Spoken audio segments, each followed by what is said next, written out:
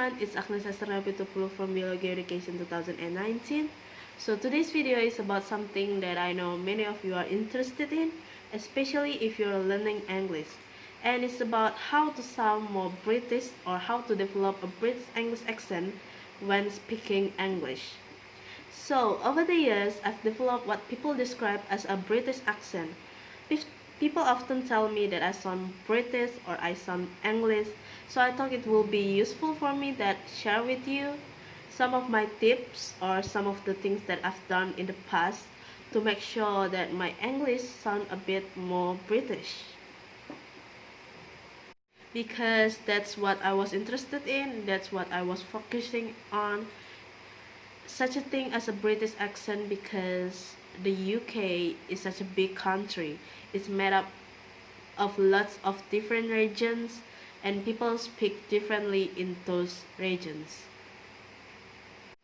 So for example, if you're from London, then you sound completely differently to somebody from Liverpool or Manchester or Scotland or Wales.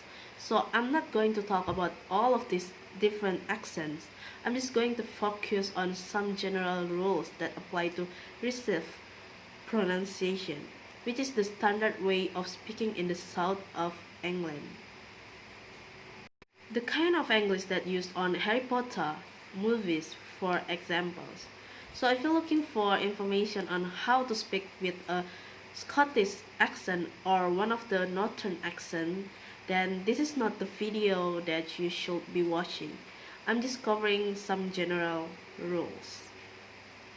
So the first tip I've got for you basically is the most basic thing that you will notice when you speak to a British English speaker is the way they pronounce the R.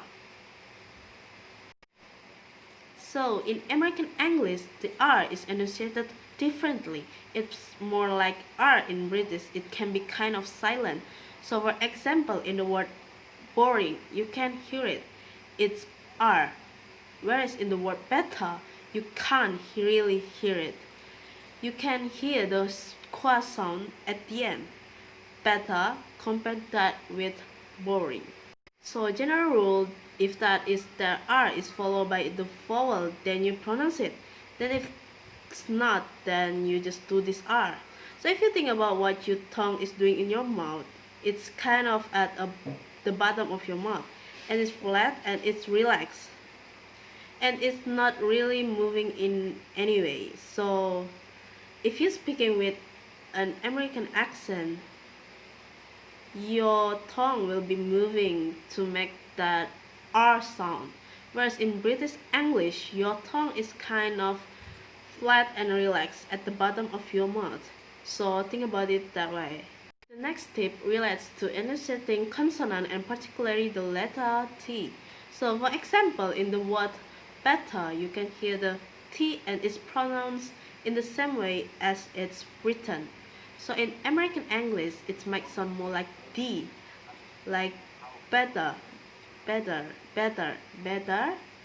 I can speak better in American accent. Whereas in British English, you can pronounce it the way it's written, so it's better. You can hear that sound. So how do you actually practice and how do you do it? So I definitely recommend that you watch a lot of British English shows. If you got Netflix, there are a lot of BBC drama on there. Listen to podcasts, listen to the radio. Use a technique called mirroring. So it's basically a technique that involves imitating the way somebody is speaking. So when you listen to something, pause after each sentence and try to mirror. Try to imitate exactly word for word the way they said it. Focus on intonation as well, because British English is not just about pronunciation, it's also about intonation, the musicality of the language, how it goes up and down. So make sure you focus on that when mirroring somebody's speech. And also focus on how different sounds sound together, how they make up words, how different words how different sounds together, how they make up words, how different words sounds together, and you will be able to become more confident and develop and more British way of speaking English. I wish you all the best. Good luck. If you have any question about British English, you can search on YouTube videos. There are many of video about British English accent like that. So I'll see you next time. Bye.